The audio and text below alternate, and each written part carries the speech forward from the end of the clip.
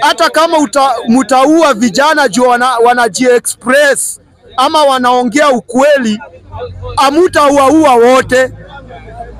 Saa hii sisi tunaongea, hata mkituua sisi bado kutabaki wengine watazidi kuongea. Ruto na serikali yako ujue atufurahishwi na hii serikali ya kumwaga damu.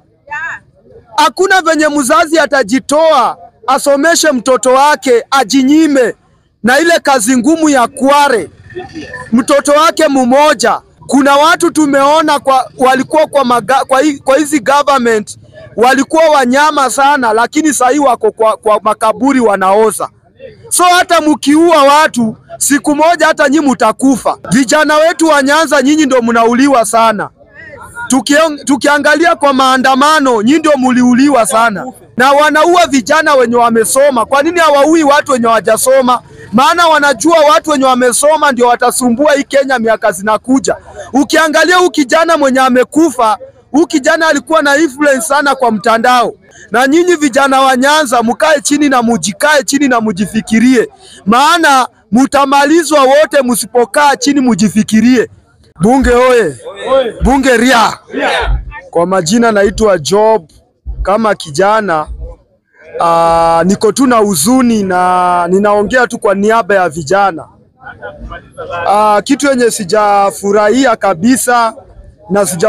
kabisa ni kuona kijana mwenzangu anakufa kifo cha uchungu, alafu kifo chenye hakukuwa hata amepangiwa. Unajua kuna kifo ambao unaweza kufa yenye watu wanaweza jua umekufa, lakini kuna kifo yenye ukikufa hata Mungu mwenyewe, kuna kifo yenye Mungu amekupangia na yenye binadamu amekupangia. So hiyo kitu yenye ilitendeka juzi ama jana sisi haijatufurahisha. Tumeona mnatuambia huyo kijana alijigonga kwa ukuta, lakini tumeona picha yake. Maana hiyo picha inaenda viral kwa mtandao. Tumeona ya kwamba huyo jamaa na injury kwa kichwa, penye ako na injury ni kwa macho na mapua na mdomo. Hizo vitu ndo zinatoka damu. Ni kumaanisha na kuna venye wanasema ya kwamba huyo kijana alifika pale Central akiwa na breathe, akiwa anatokwa na damu. Ikabidi komanda wa pale aambie wale ma DCI wampeleke hospitali, wakakataa.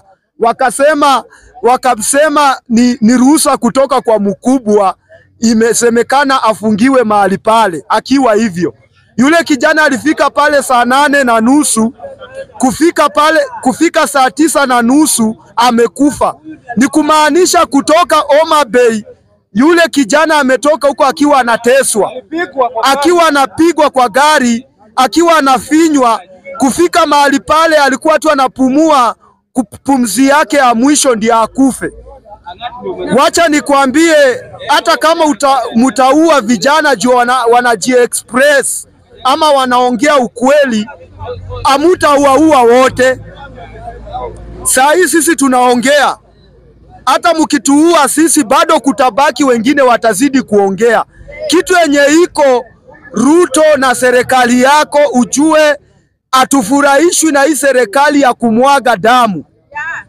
Hakuna venye mzazi atajitoa asomeshe mtoto wake ajinyime na ile kazi ngumu ya kware mtoto wake mmoja. Mtoto ana mwingine, mtoto tu mmoja peke yake amemsomesha. Senye anataka kwanza kukula matunda ya huyo mtoto, mnachukua ule mtoto mnamaliza. Ati juu ameongea ukweli kwa mtu mmoja mwenye mnaficha hapo kwa serikali. Wacha niwaambie ukweli. Kuna watu tumeona walikuwa kwa hizi government walikuwa wanyama sana, lakini sasa wako kwa makaburi wanaoza. So hata mkiua watu siku moja hata nyinyi mtakufa. Siku moja mtakufa. Hakuna haja muue vijana. Kitu kingine nitaongea na vijana wetu wa Nyanza. Vijana wetu wa Nyanza nyinyi ndio mnauliwa sana. Tukiangalia kwa maandamano nyinyi ndio mliuliwa sana. Tukikuja Danzel akakufa. tuko na hiyo ratiba ya vijana ama tuko na hiyo ratiba ya vijana wenye wamekufa wa Nyanza, na wanaua vijana wenye wamesoma. Kwa nini hawaui watu wenye hawajasoma? Maana wanajua watu wenye wamesoma ndio watasumbua hii Kenya miaka zinakuja. Ukiangalia huyu kijana mwenye amekufa, huyu kijana alikuwa na influence sana kwa mtandao, na alikuwa akiposti kitu after 1 hour iko na likes mingi na comments mingi, na watu wenye wameview ni wengi. Kwa nini wanaua watu wenye wako na influence kwa watu? Maana wanajua ni watu ambao wamesoma, maana hawezi kuja kuua watu wenye hawajasoma. Maana mtu mwenye hajasoma ana nini? Wanaua mtu mwenye ni influence, mwenye anaweza ambia watu kitu. Na nyinyi vijana wa Nyanza mkae chini na mujifikirie, maana mutamalizwa wote msipokaa chini mujifikirie. Niliona jana Babu Owino akiongea akiuliza hakukuwa na mapolisi pale Homa Bay.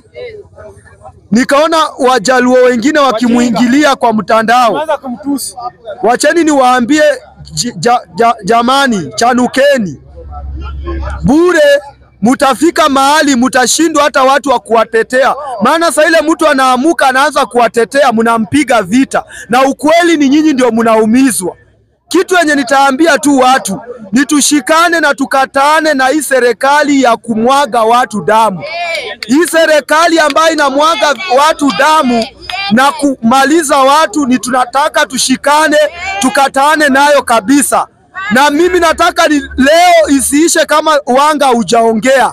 Maana huyu kijana ametoka kwa kaunti yako na sijasikia kama umeongea. Mtu mwingine ni wewe baba, sijasikia kama umeongea. Na huyu ni kijana ambaye ametoka huko eneo yako.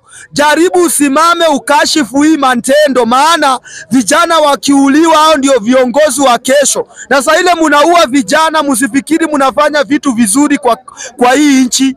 Na wewe Lang'at, kama uko na shida ama ni wewe ule kijana alikuposti, maana hiyo Twitter ni wewe iliposti wakisema uko na shida. Kama ni wewe ulitajwa kwa hiyo na skando na huyo kijana, kwanza jiuzulu, watu wafanye uchunguzi. Ukipatikana hauna kashfa yoyote urudi kwa kazi, lakini usikuje jana tunakuona kwa press ati unajifanya venye wewe ni mtakatifu na huyo kijana amekufa akikutaja.